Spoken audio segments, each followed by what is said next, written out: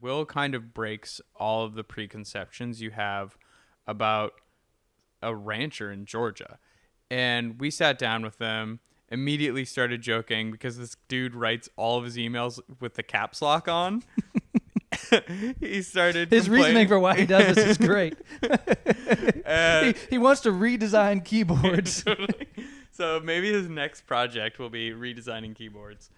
But what was so cool about Will was that he clearly thinks a lot about what he's doing and why he's doing it. And he can speak to it at length. And I just found him to be a really impressive person while being also super funny. And I think you'll really enjoy this interview. So here it is.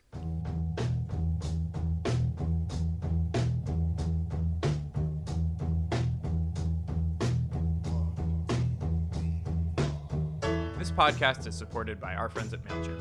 We use MailChimp to send out our newsletters, and so do over 8 million other businesses. Visit MailChimp.com to learn more. Yeah, cool. So we're square. All right. So the first question is kind of the same one every time. How did your company? We got to figure out about the email stuff because I want to know about that as well. Oh, right. The one question I wanted to ask you before we got started. You write your emails in all caps. What's the deal? Who the hell decided to put the shift key way over on that left side? It is the most inconvenient place they could have possibly put it. So I just put it in caps lock and go with it. Straightforward and easy. There you go. Awesome. All right. So how did you guys get started? You know, my great-grandfather came to this farm in 1866. He was on the wrong side of the game in the Civil War. He was a cavalry officer for the South. He had a farm about 3 counties north of here, still in Georgia. He lost the farm to the bank, and he came. He was very fortunate. He had an uncle who was a medical doctor here in Bluffton. He started him over on this farm in 1866.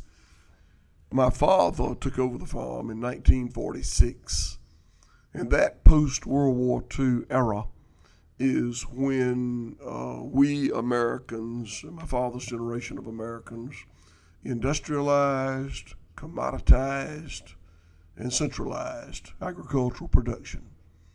And we could talk a lot about all 3 of those, but they were really sweeping changes.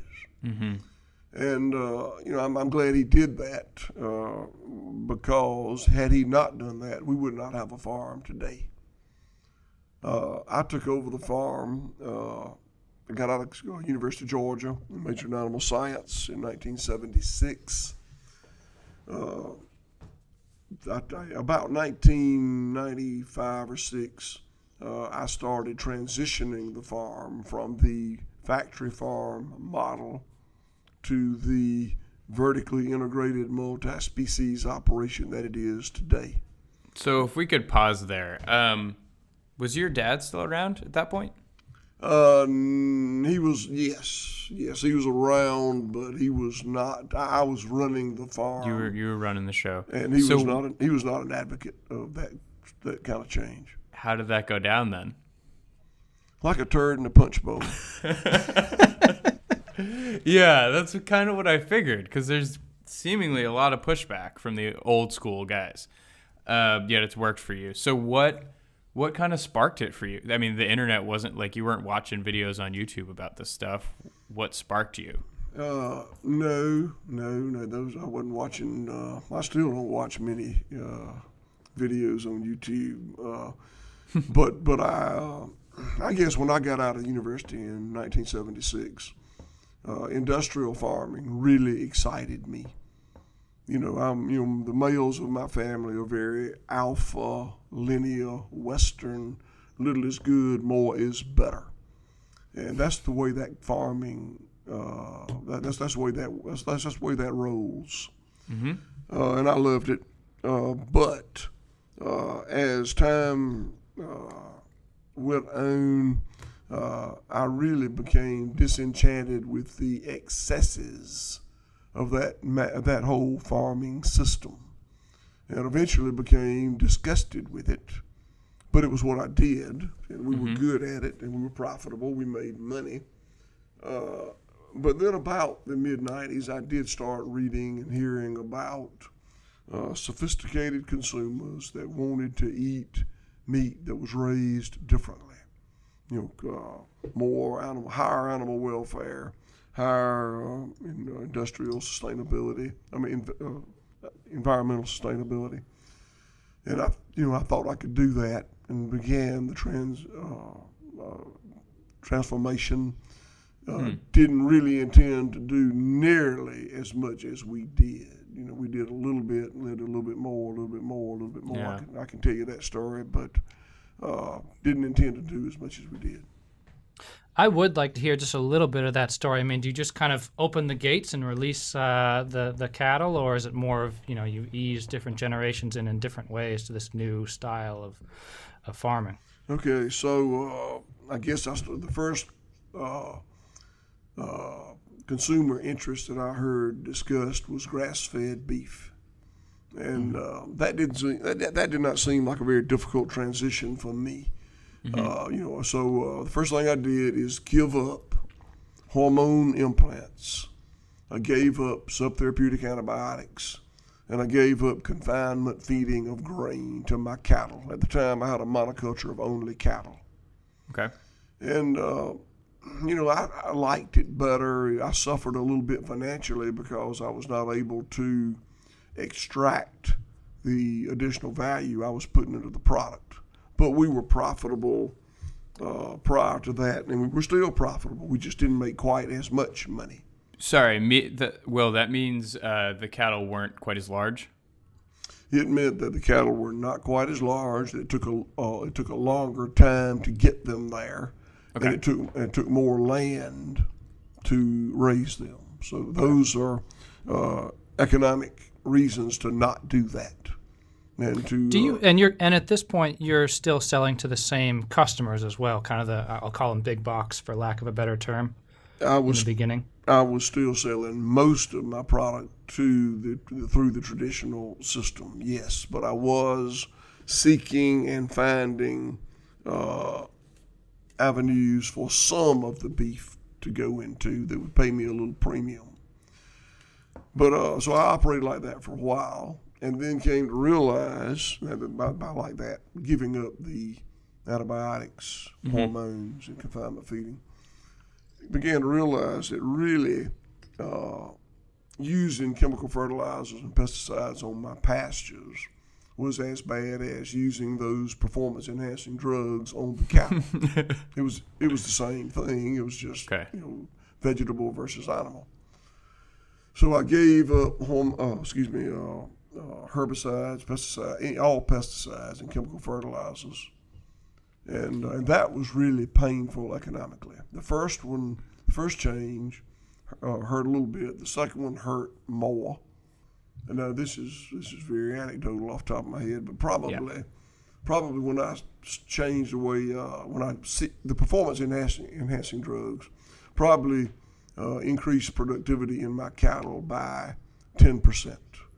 I'm sure that's not too far off. Okay.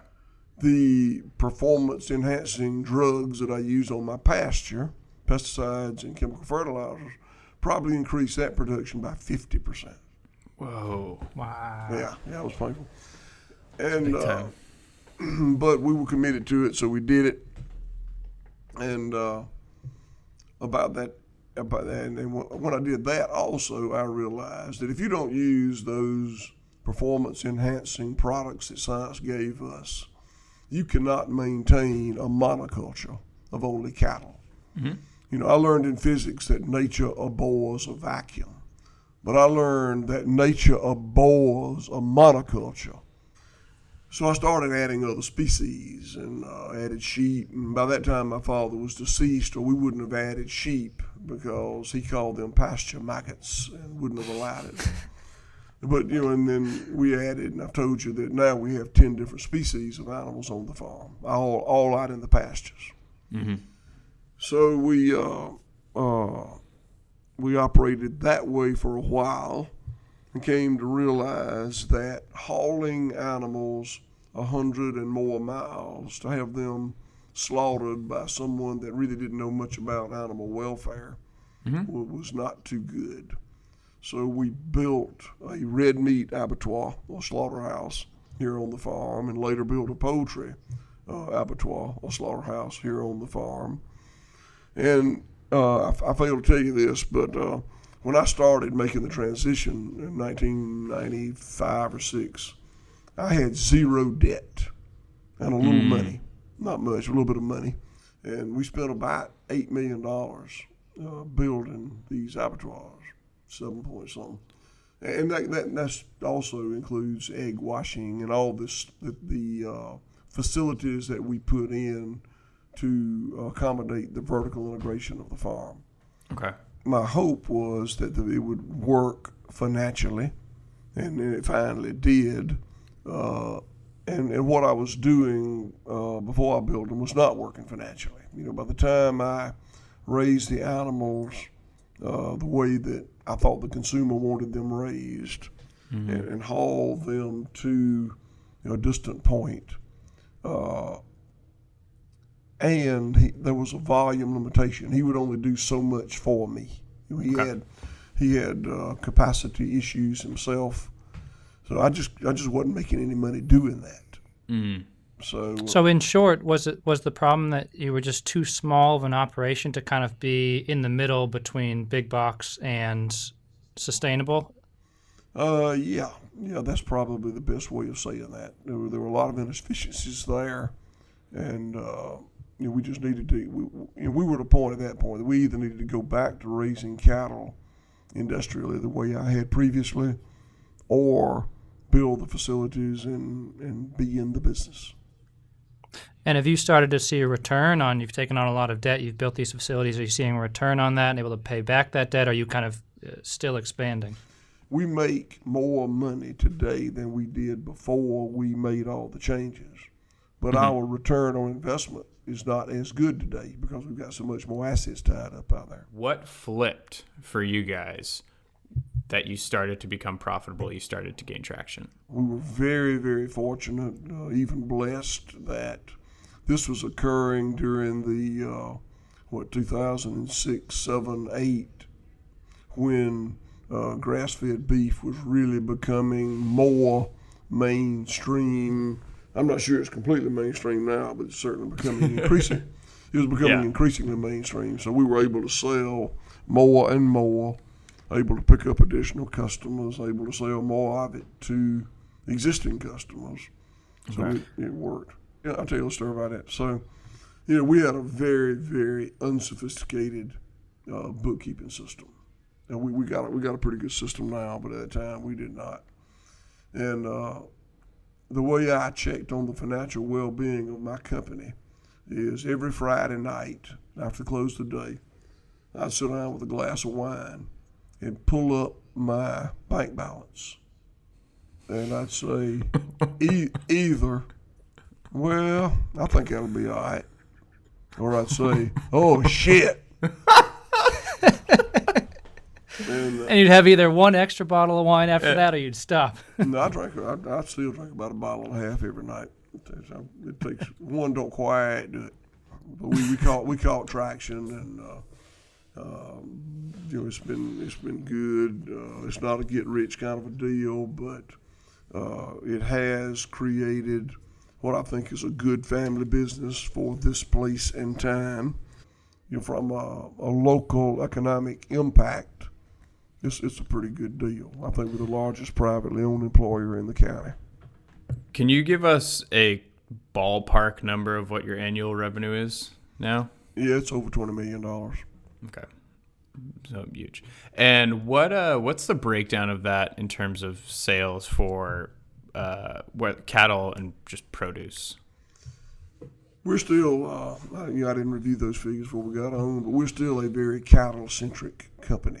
The other species and products like eggs and vegetables are growing, but probably half of our sales is still beef, or let's just say red meat. Let's do that.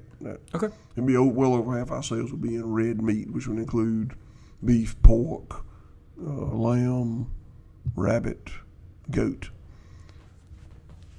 And breaking that number down a little further, do the majority of those sales go to the retailers like Whole Foods and Publix versus kind of your own outlets and farmers markets and other, like kind of direct to the consumer? Now, that is a very good question. And that is, if we've got a real goal as a business plan, that's where it is. Today, 96.5, 7%. I didn't review these numbers. Are wholesale to the distributors. We load it on the truck and it goes to their warehouse. They redistribute it to their stores, their customers. We would have a much healthier company if we could retail as much as possible of what we sell. It's I appreciate the wholesale customers we have. They're good people. They brought us to the dance. But a little company our size is really not geared to these big distribution companies. They're accustomed to large multinational type customers, and the customers we cherish most are the ones that order. We have customers all over this country, 48 states, that order from us once a week or once a month. We ship it FedEx, and that's I really enjoy that. Have you had any difficulties like shipping a bunch of meat around the country or the world? Yeah, we had to learn how to do that. But I gave away a lot of meat. We shipped it and it didn't make it, or we shipped it and it was warm when it got there, or it never got there. But it's like anything else. You learn from your mistakes, and it works for us now. What were some of the hardest moments growing this business for you? There's so many. I guess it was, to be sure, everything that's been difficult falls into the category of financial stress. The rest of it's been fine. I really enjoyed relearning animal husbandry and environmental sustainability. Making those changes and seeing how they worked and what fit together, what didn't fit together. That was all just beautiful, just a lot of fun. Enjoyed that.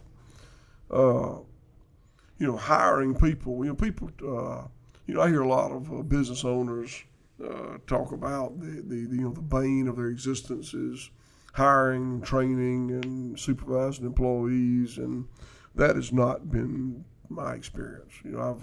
I enjoy people, and this kind of business, this kinder, gentler agriculture, draws a certain kind of person. Mm-hmm. And we've got people here from, I think, 16 states. Just a lot of people came here to be here. Very few of them came off the farm. They're all, as I described before, honest, passionate, hardworking, smart people. Most of them educated people. It's fascinating to hear that because, you hear about this kind of millennial issue with satisfying millennial workers, and you have to put massage chairs and, at-home Fridays and Mondays and stuff like that.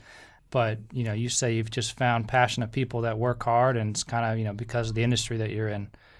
Yeah, we don't have many massage chairs. And, maybe for the cattle. And your ass didn't get paid unless you're at work. There's no at-home anything. So there's no work from home policy on the farm. How the hell are you gonna raise animals from your home? You got to raise animals on my farm. How you gonna slaughter animals at your home? I don't get that. What's your day like on the farm, Will? What do you wake up and do? I wake up and I kind of make my rounds a little bit. Then I come to the office, and by the rounds I mean go to the pasture and look and see what we're doing out there. I come to the office and check email and the things that people do in an office. Then I go back out and make my rounds again. We eat lunch here on the farm. Then I come back in the office and check and see what I need to do. Then I go back out and Then when I get through, which is usually at 7, 8, or 9 o'clock, I open my first bottle of wine, and I drink it till it's gone. Then I open my other bottle of wine and drink a little out of it. Then I go to bed and wake up about 3 and urinate and drink coffee and do it again. So that's. I think I got the best job in the world. I'm kind of like the Andy Griffin sheriff. What kind of wine are you drinking right now? What's your favorite kind? I get my wine and gas at the same place. But Please tell me it's Costco. No, we don't have a Costco. Come on, man. What do you think I am? There's no Costco down there. I like Big Red Dry, Shiraz or Malbec.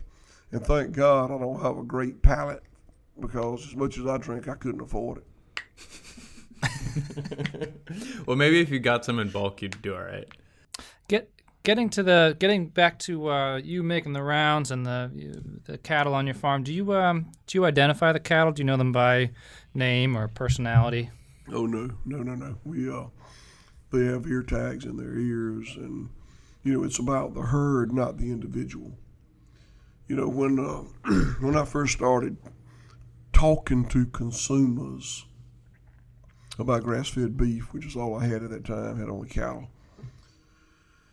One of the things that I would hear repeatedly is, well, I just don't, and not in a mean way, but I would hear the comment, I just don't see how you can raise them, have them born on your farm and raise them and then slaughter them and eat them. I just don't see how you can do that. Mm-hmm. And, if I gave them a quick answer, it would have been, well, it doesn't bother me a bit. But that sounds very flippant. Now, I'm not a flippant person.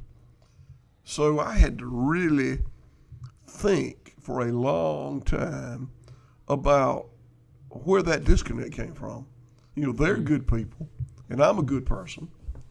And the idea of doing what I do for a living was horrible for them, but it didn't bother me a bit. In fact, I loved it.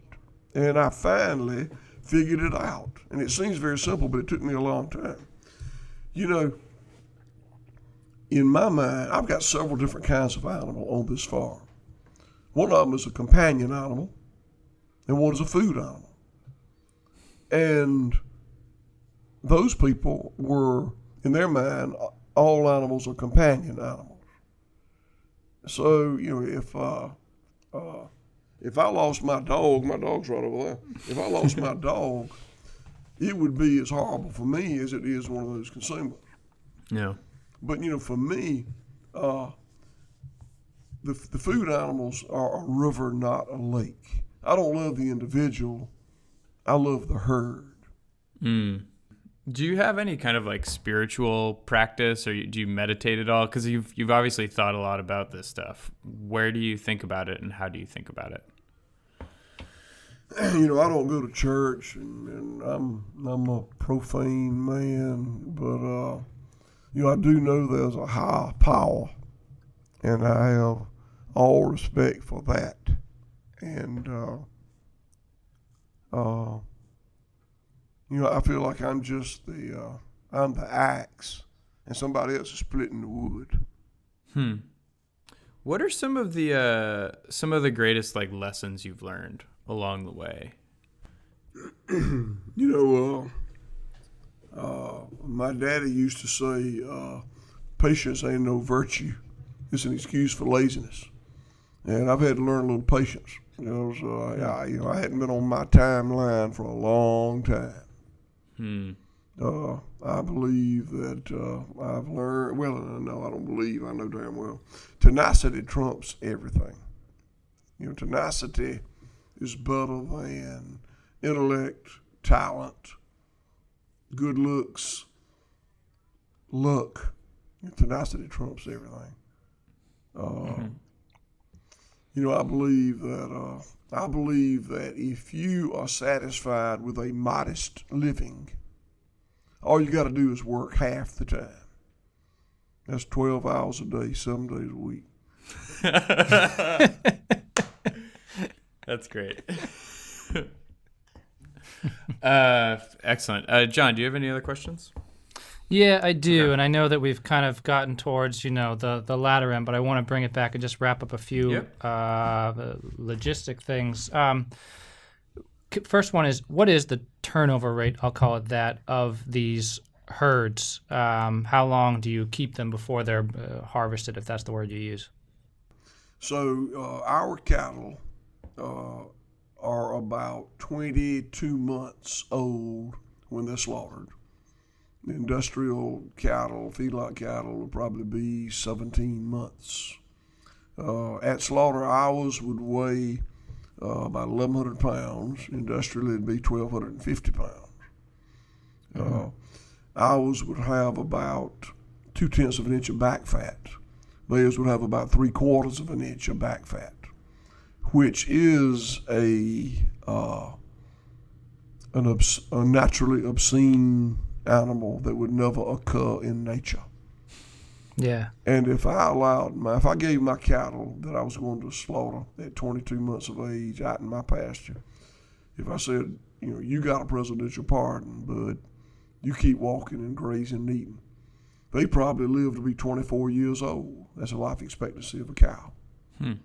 If that 17-month-old animal was left in that feedlot, it wouldn't live very long. I don't know how many years, but probably months, not years, because that animal is dying of all the diseases of obesity and sedentary lifestyle that kills most of us. So that's the long story on cattle. Chickens, it takes me 12 weeks to raise a 4-pound dress bird. It takes an industrial farmer about 6 weeks to raise a 5-pound dress bird. And what does it cost to support a herd for those 22 months and then slaughter them? I believe it cost me 25 or 30% more to raise cattle the way I do it today versus the industrial way I used to do it. I think that it cost me 300% more to raise a chicken than it does in the industrial model. I think we can talk about it a long time, but the answer is what we do is incredibly inefficient. That's horrible to say, what we do. But the industrialization, commoditization, centralization was all about efficiency. I told you my dad's generation brought in industrial farming. Yeah. They did that for noble purposes. It was done to make food cheap, abundant, and safe from the perspective you don't eat it and fall over with an acute illness. And it was wildly successful. But there were unintended consequences that fell on the backs of the welfare of the animals, the insult to our environment, and the impoverishment of rural America. I was going to ask you for parting words, but I think you couldn't do much better than that. Wow. Yeah. John, I feel great. I'm not gonna. Wow. I'm not gonna follow that up. No. Will, thank you so much.